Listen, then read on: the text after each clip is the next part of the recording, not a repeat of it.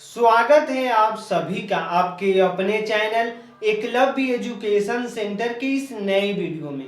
दोस्तों, आज के इस वीडियो में हम यह जानने का प्रयास करेंगे कि कुंदरू की खेती कैसे करें, अर्थात कुंदरू के बुआई से लेकर उसके फल लगने तक की सभी प्रक्रियाओं पर विस्तार से जानकारी प्राप्त करने की कोशिश करेंगे इस वीडियो में। और इसके साथ यह भी जानने का प्रयास करेंगे कि आखिर हम कुंदरू के कौन से हाइब्रिड वेराइटी का चयन करें जो हमें ज़्यादा से ज़्यादा पैदावार देने में समर्थ हो सके। और इसके साथ यह भी जान लेंगे कि अपने कुंदरू के फसल में कौन कौन से खादों का प्रयोग कर सकते हैं, यानी कुंदरू में प्रयोग किए जाने वाले खादों पर हम चर्चाएं करेंगे। तो चलिए इस बेहद ही महत्वपूर्ण वीडियो की शुरुआत करते हैं। सबसे पहले बता दें कि कुंदरू एक ऐसा फसल है जिसकी अगर एक बार खेती कर दे तो लगभग 5 से 10 सालों तक उसको हम उससे हम फल प्राप्त कर सकते हैं। यानी एक बार अगर कुंदरू की फसल को लगा देते हैं तो निश्चित तौर पर लगभग 5 से 10 सालों तक उससे हम लाभ प्राप्त कर सकते हैं। तो सबसे महत्वपूर्ण हो जाता है कि आखिर हम कुंदरू के कौन से हाइब्रिड वेराइटी का चयन करें जो हमें ज़्यादा से ज़्यादा पैदावार देने में समर्थ हो सके। और एक बात कुंदरू में यह भी खास है कि कुंदरू की खेती कलम के माध्यम से भी की जाती है, यानी कुंदरू की हम लताओं के माध्यम से भी खेती कर सकते हैं और इसके साथ साथ कुंदरू के हाइब्रिड वेराइटी की बीज लगाकर भी कर सकते हैं। तो इस तरह से कुंदरू की खेती करने के लिए आपके सामने दो ऑप्शंस मौजूद है, यानी एक कलम के माध्यम से भी खेती कर सकते हैं और एक हाइब्रिड वेराइटियों का चयन करके। तो आइए समझते हैं कि आखिर कुंदरू के कौन कौन से हाइब्रिड वेराइटी हैं जिसके अगर खेती करते हैं तो निश्चित तौर पर हमें ज़्यादा से ज़्यादा लाभ प्राप्त हो सकता है। तो उसमें सबसे पहला है इंदिरा कुंदरू 5, यानी इंदिरा कुंदरू 5 पूरे भारत में इसकी खेती की जाती है। और इसके साथ साथ इंदिरा कुंदरू 35 है, यानी इंदिरा कुंदरू 5 और इंदिरा कुंदरू 35 एक ऐसा कुंदरू का हाइब्रिड बीज है जिसकी खेती पूरे भारतवर्ष में की जाती है और भारत के लगभग सभी क्षेत्रों में इसकी खेती की जाती है। और यही वजह है कि इंदिरा कुंदरू 5 और इंदिरा कुंदरू 35 की जो मांग है वो सालों भर रहती है बाजारों में और काफी उन्नत किस्म का माना जाता है। और इसके साथ साथ काशी भरपूर VRS-IG9, यानी काशी भरपूर VRS-IG9 एक ऐसा कुंदरू का हाइब्रिड सीड है जिसकी खेती उत्तर प्रदेश, बिहार, पश्चिम बंगाल जैसे क्षेत्रों में किया जाता है। यानी बिहार, पश्चिम बंगाल और उत्तर प्रदेश के क्षेत्रों में इसकी ज़्यादा खेती की जाती है, यानी काशी भरपूर VRS-IG9 की। तो इस तरह से आपकी कुंदरू की खेती करने के लिए आपके सामने 3 ऑप्शंस मौजूद है, यानी काशी इंदिरा 5, इंदिरा कुंदरू 5, इंदिरा कुंदरू 35 और इसके साथ है काशी भरपूर VRS-IG9। तो इस तरह से इन तीनों हाइब्रिड सीडों में से किसी एक का प्रयोग करके निश्चित तौर पर आप ज़्यादा से ज़्यादा लाभ प्राप्त कर सकते हैं। तो आइए अब समझते हैं कि आखिर यह तो हुई कुंदरू की हाइब्रिड वेराइटी की बातें, लेकिन हम कलम के माध्यम से अगर खेती करने का प्रयास करेंगे तो हम कलम के माध्यम से कुंदरू की खेती कैसे करें। तो सबसे पहले बता दें कि कुंदरू की जब हम कलम के बारे में सोचते हैं, यानी कलम के माध्यम से खेती करने के बारे में सोचते हैं, तो यह बेहद ही महत्वपूर्ण हो जाता है कि जिस भी कुंदरू के पौधे से हम लताओं को ले रहे हैं वह कम से कम 4 से 12 साल पुराने होने चाहिए। यानी 1-2 साल पुराने कुंदरू के जो लताएं हैं अगर उनको लगाते हैं कलम तो निश्चित तौर पर हमें असफलताएं मिल सकती है। तो इस तरह से जो भी हम कुंदरू का कलम लगाने के बारे में सोचें तो कुंदरू का जो पौधा होना चाहिए लगभग 4 से 12 वर्ष पुराना होना चाहिए। यानी कुंदरू का जो पौधा जब हम कलम लगाने के बारे में सोचें तो जो कुंदरू का जो लताएं होती है लगभग 4 से 12 साल जो पुरानी होंगी तो निश्चित तौर पर वह उसमें ज़्यादा से ज़्यादा आपको लाभ देखने को मिल सकता है, यानी जल्दी से वह ग्रोथ करेगा, यानी उसमें तने लगने शुरू हो जाएंगे।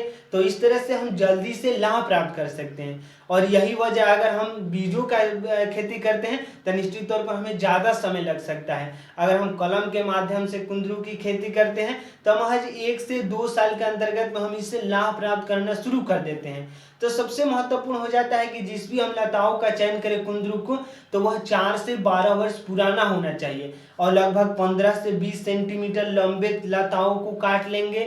यानी 4 से 12 वर्ष पुराने कुंदरू होना चाहिए और 15 से 20 सेंटीमीटर लंबा लताओं की जो लताओं की लंबाई होना चाहिए 15 से 20 सेंटीमीटर, और इसके साथ साथ लगभग 1.5 सेंटीमीटर मोटा भी होना चाहिए।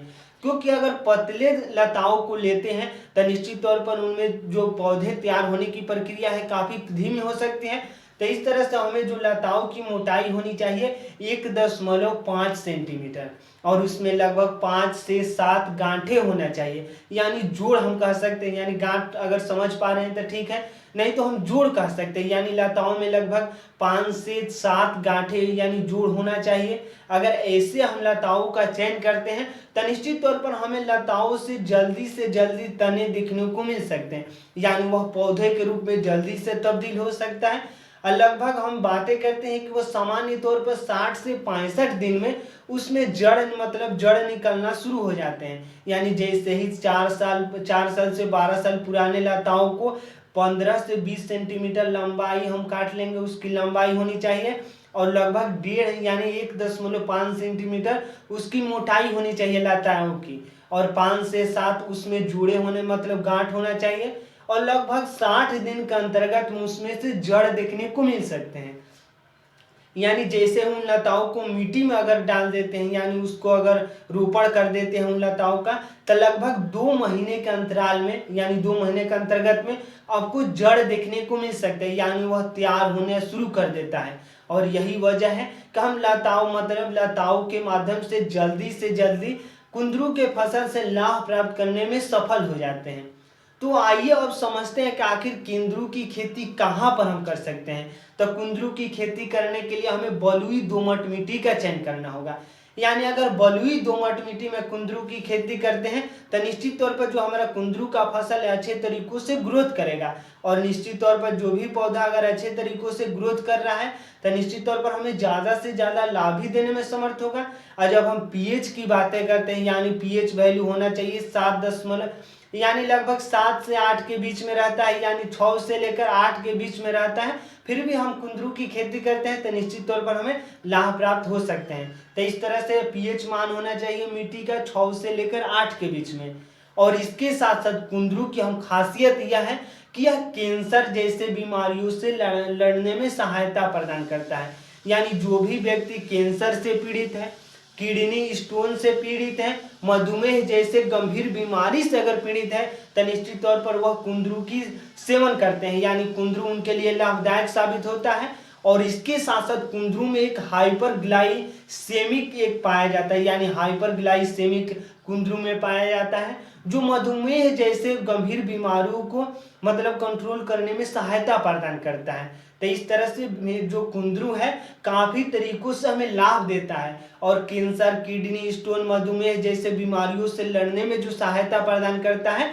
यही वजह है कि जो कुंदरू का मांग है सालों भर रहता है, और कुंदरू एक ऐसा फसल है जिसकी मांग ज़्यादातर कैंसर से पीड़ित बीमारियों में लड़ने के लिए इसका किया जाता है। और इस तरह से अगर कुंदरू की खेती करते हैं तो निश्चित तौर पर हमें ज़्यादा से ज़्यादा लाभ प्राप्त हो सकते हैं। तो आज के इस बेहद ही महत्वपूर्ण वीडियो में बस इतना ही। अगर आप हमारे चैनल के साथ नए जुड़े हैं और वीडियो अच्छा लग रहा है, कुछ सीख पा रहे हैं इस वीडियो के माध्यम से, तो हमारे चैनल को कर दीजिए सब्सक्राइब, ताकि हमारे द्वारा अपलोड किया गया हर वीडियो आपके पास सबसे पहले पहुंच जाए और हम तथा हमारी टीम भी उत्साहित महसूस करें कि आपके लिए हम कुछ अच्छा कार्य कर रहे हैं। तो हमें दीजिए इजाज़त। धन्यवाद। Thank you.